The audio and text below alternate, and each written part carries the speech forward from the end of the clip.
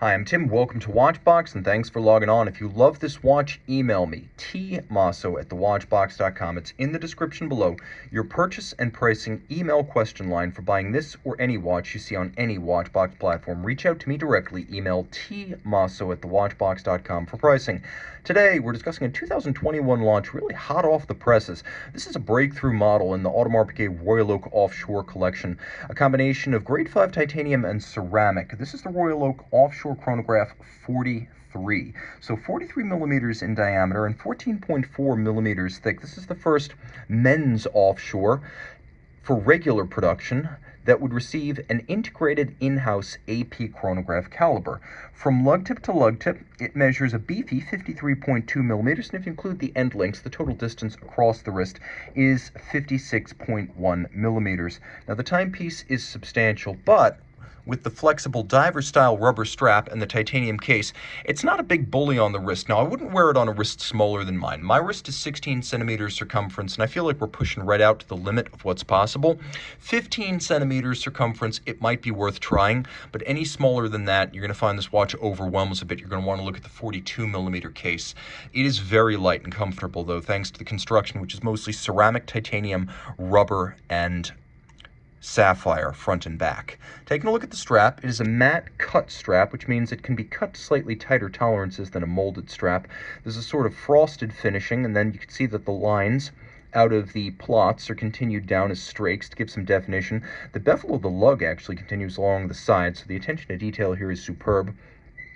We have a satin finished matching titanium pin buckle, and if you take a close look, we have the ability to tool-free remove this buckle. There is a little actuator that's attached, and the idea here is really that you can swap straps without any resort to tools. You have that little actuator built in there, and then here on the underside we have, for the first time on the Royal Oak Offshore, a push-button quick release system that allows you to rapidly denude or re-equip your watch with various AP design proprietary straps, and snaps right back in. You can also see that unlike similar systems from other brands, it has no bulk, and it's easy to do even if you don't have enormous, grotesque fingernails. A lot of those other quick-release systems require tremendous nail leverage. It is grade 5 tie, which means it's lighter than steel, but it's also harder and more scratch-resistant than steel, and AP lavishes hand finish on these facets. Satination, polish, expanding bevels. You can see it's rendered on the titanium, but the same degree of attention to detail, the polish, the satin, the strong and clear break between them, it's also rendered on the ceramic. The ceramic used for the chronograph pushers, the shoulder for the crown, as well as the bezel, all of this further helping to steel the watch, and I mean that in the figurative sense, not literal, but steel the watch against scratches. This is a very resilient watch. The hexagonal bolts in the bezel are steel because this is a Royal Oak Offshore, and it has the stamped Mega Tapisserie dial. Outboard, we have a metallic blue tachymeter that acts as a rehot, a sort of fusion that joins the bezel and slopes down to the dial, so takes your eye from the plane of the bezel down to the dial base, where the dial is a matte gray. You can see that we use a monotone date disc also in gray, and no longer is the date disc sunken in a tunnel on the dial. The old Royal Oak Offshore used the 3126 base with a Dubois de Praz module, and the base was underneath the module, which meant the date was always sunken into the dial. No longer.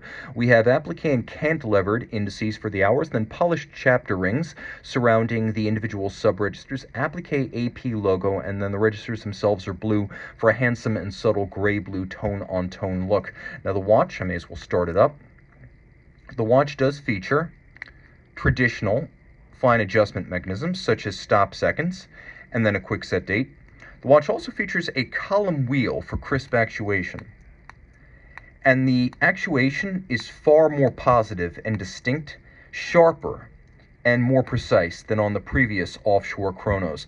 There's also a vertical clutch, which allows for jump-free engagement of the chronograph, and if you want to leave the chronograph running, you can do that too, thanks to the vertical clutch with no hazard to the movement. Screw-down crown, 100 meters water-resistant, turn it over. We have caliber 4401, 40 joules, automatic winding, 70-hour power reserve. I should mention that this watch doesn't just have a chronograph, it has a flyback chronograph, reset and restart without first stopping the movement. movement. It's braced against shock. It was built from the beginning as a sports watch movement, so it's fairly thick, and it has a full balance bridge with a free sprung index. The beat rate is higher than the old 3126. It's now 8 beats per second. So the old one was 21,600 vibrations per hour. This is now 28.8. And it is a good-looking movement overall, though a combination of hand finish and machine finish. You can see the column wheel visible. It is price appropriate and well done. It uses ceramic rotor bearings for lower maintenance and also higher efficiency. And as you can see, it's bigger than the old caliber 3126, so it better fills the case back. This is a watch that has it all going on. Once more, a quick Lume shot to see what you're getting. Day or night, this watch is a standout and brand new. Hot off the presses. It's a pre-owned watch, but from this model year.